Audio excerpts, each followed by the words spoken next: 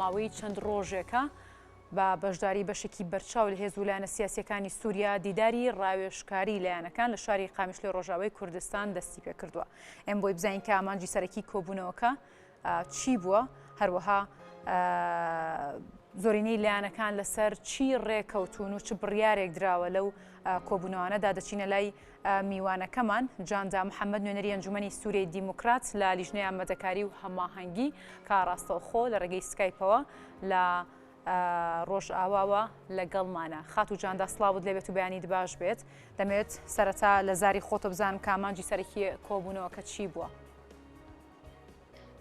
ڕۆژ باش، سلااف و ڕێز ژۆرە وش هەموو تەماشەوانên هێژارە. بەلێ وەکە قۆمیتا ئەمەدەکار یا هێز و کەسایەتên دەموقراسی براستی ئەف زێدەی 2 ساڵە ئەم کار و خەبات دکن ئەرمانجا ماگۆ ئەم کۆنگرێکی چێ بکن. ئەو کۆنگرەژیش هەموو هێز و کەسایەتên دیموقراسی بێژی لەسەر وی ئەساسی گەلە کار و خەبات هاتەکردن، گەلە کۆمجوین هاتن چێکردن ئەم بێژن دەستپێکی وەک مەجلسا سووریا دەموقراتیک gelek em bêjin komxebat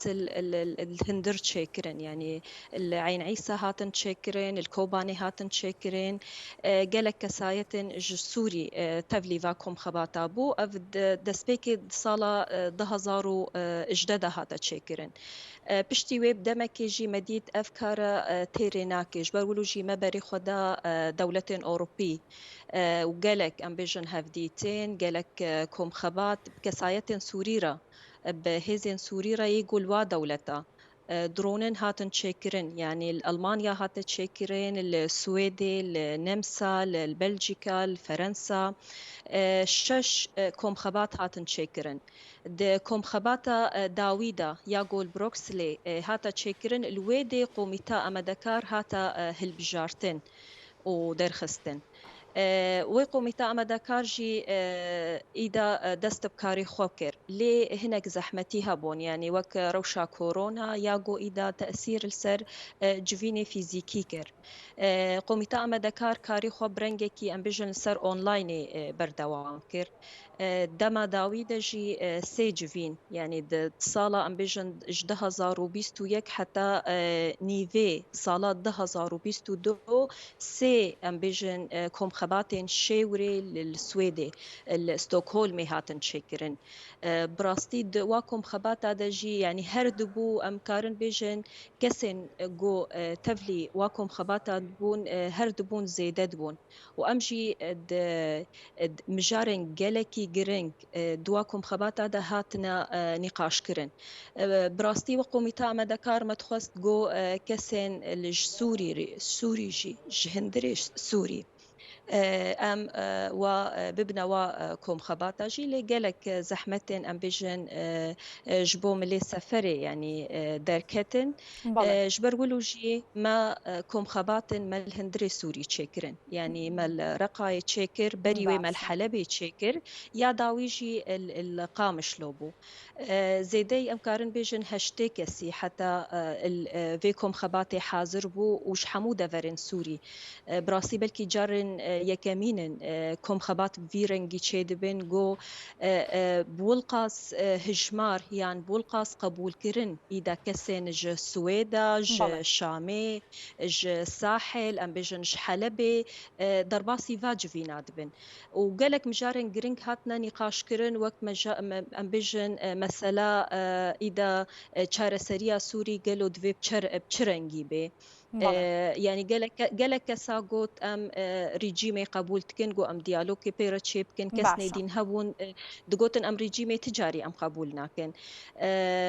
Lê باشە جگە لەو پرسانی کە باست کرد پرسێکی دیکە کە لە کۆبوونەوەکاندا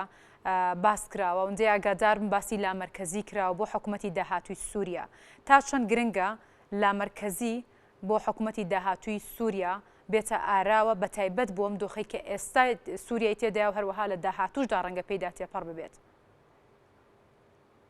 بله يعني أفجي مجاركة هري جرنج بو براستي هاتا نقاش كرن أوجي مسألة ننافندي يعني تحموكم خباتا دايما تشكرن يه الجدرفجي يه الستوكهولمي يانجي يا الحلبي تشيبو يانجي يا رقي تشيبو أمكارن بيجن قلي سوري بتمامي إيرو دعوة سيستمك ننافنديتكي جبرجو إيرو سوري أم بيجن جهافي مرحلة أفقا شرلي تشيبون بشتياز دا صالة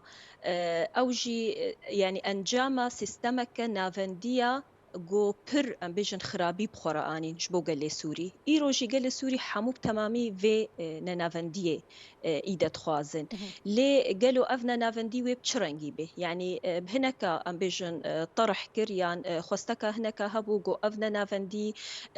قالوا وي برنجكي سياسي به يعني وي برنجكي ريفابريه به يعني وي برنجكي مالي به هناك جي خوست جو وك فدرالي كيتشي بي يعني بله براستي هناك هبون جي جيجو ام بيجن جمناطقي ريجيمي هاتبون دعوة صالة 2012 دا قانونك هاتا الدرخستن قانونا يانجي مادة صدو حفت جيرد بيجن او جي رنجك نانافندية بس قلكي طنقة يعني يعني الداوية ويدتنا نافنديتي داناميني هناك دعوة ويجي كر يعني قالك ام بيجن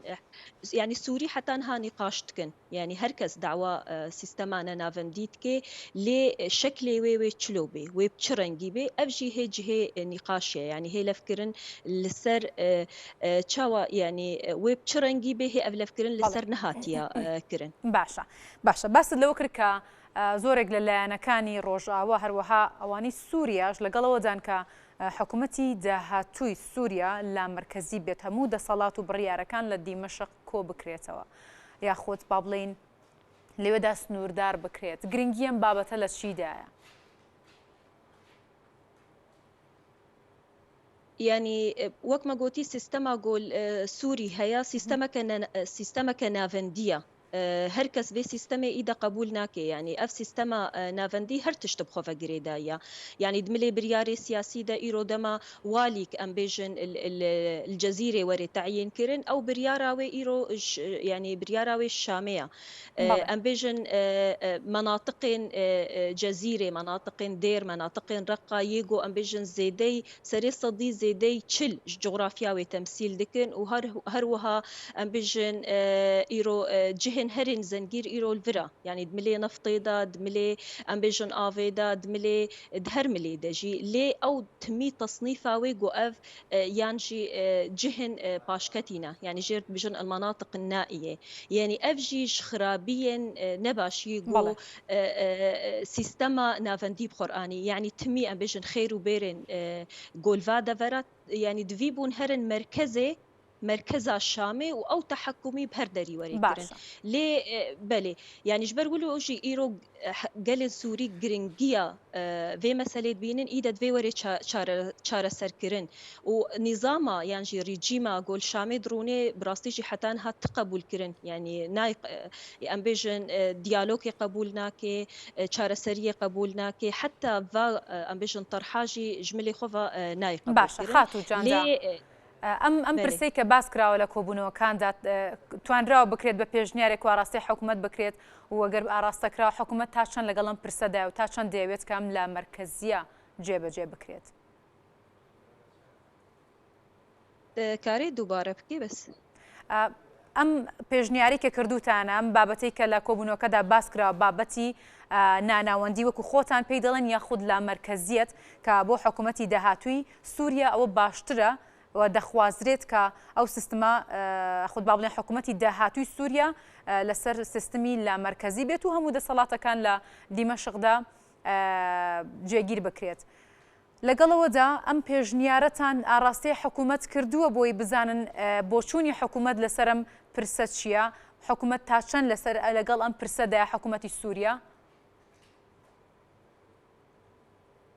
يعني حكومتا سووري ئەمکارن بێژن پشتی 10 ساڵە شەڕی سووری ریژی حتا ئەنها توگوهرتن جەم خۆدا نەهاتیە چێکردن حتا ئەنها ئەمبێژن ت طرف قبول نەکردنا حتا ئەنها ئەمبێژن تگاف نەئاوێتنە ئاوێشتن گۆ قبولکردنە دیالۆگێ بکێژی سیاسەتا گۆ ددێ مەشاندن دخوازێ دیسە برنگێکی ئەمبێژن برنگێکی حیفاظێ لەسەر سڵتا خۆ بکێ دیسە ئەمبێژن حاکمیەتا خۆ هەموو جغرافیا سووری دیسە حاکمتیە خۆ ڤەگەڕێنێژی و گۆروی ئەو سیستەما ددێ مەشاندن سیستەمەکە ناڤەندیە یعنی برنگێکی ئەمنی ئەو تعاملێ هەموو کەسێ سووری ڕەتکێژی لێ تشتا دیت بدیالۆکا بکەسێن سووری را بهێزێن سووری را بکەسایەتن سووری را ئیدە هەر کەس گەهایە وێ باوەریە گۆ نەما دبێ گۆ سووری ڤەگەڕێ وەکە بەری يعني بسيستمك نافندي اف نماتي قبول كرين يعني تشتا هركس تخوازي او سيستمك نافنديه يعني مثلا امبيجن الباكور وروشلات السوري سيستما ريفابريا خسرجي هيا او جياغو امبيجن شكلك سيستمك نافنديه براستي هركس يقول حتى انها بروجا نهات نطرح كرنج بو سوري بروجا هري باش او بروجا ريفابريا خسر لێ ئەو پرۆژەش بۆ یعنی گەلێ ڤر گەلێ باکوور و ڕۆژهەڵاتی سووری وا بریارە خۆدا وا ئەv ئەمبێژن شەکلش خۆرە اختیار بکردن لێ نای معنا گۆ divê گۆ ئەv ڕێڤەبەریا خۆسەر هەر دەری وەرێ تەطبیقکردن یعنی گەلێ ئەمبێژن لە سوێدا ئەوێ شەکلێکیش خۆسەریە ڕەشخۆرە ئەوێ هەلبژێرن گەلێ ساحل ئەوژی بنفسا شەکلی گەلێ حەلەبێ ئەوژی بنفسا شەکلی يعني وەک قوميتا أما دكار براستيجي ما تشتك يعني فرض نبول سركسين حاضر يعني مجال ديالوكي فكري بو هركز بشنياري خوا بنريني خوا بداويدا أم جهانا وكا هناك لفكرنا يعني باشە خاتو جاندا زین کە کورد لە ڕۆژاوی کوردستان ئیدارێکی خۆسەری هەیە ئەوەی کە کورد دێخوازێت بۆ داهاتووی با بڵێن ڕۆژئاوا چییە هەروەها چۆن توانیوێتی ینی هەوڵی داوە بۆ ئەوەی کە قەوارەکەی لە دەستوری حکوومەتی سووریادا جێگە بکاتەوە بلج يعني شخوا مداخويا كرن جو الفيدي سيستمك هاتيا افاكرن او جي سيستمك جبو ريفابرنا ام بيجن حمو امورن جليفي هريمي او جي سيستما ريفابريا خسرة يعني الفيدي تي قبول كرن لي سيستما يعني حكومتها شامي حتى انها براستيت يكاغوتي تقبل كرن نهاتيا كرن افجي هاتا نقاش كرن جوت سيستما نافنديدا دفي هر منطقة جو هيا ام بيجن هف بيمانا ويا جواكيا جو خاص بي دفي هبي يعني دملي اداري دا دملي سياسي دا دملي ام بيجن مالي دا دفي خسريك تي دا هبيجي جبوغو ام بيجن تبيلان نونا تشيكرن يعني يعني يك جرد بيجن صلاحيات يعني داويدا هروي لفكرنا كوي اي تشيكرن نافبري ام بيجن حكومتها شامي دا يانجي دنافبري مركزي دا ودنافبري حمو اطرافين دي داوي اي تشيكرن باشە زۆر سپاس بۆ جاندا محەممەد نوێنەری ئەنجومەنی سوورەی دیموکرات لە لیژنەی ئامادەکاری و هەماهەنگی سپاس کە لەگەڵ ئێمە ئامادە بوویت سپاس بۆی کە کاتە بە ئێمە بەخشی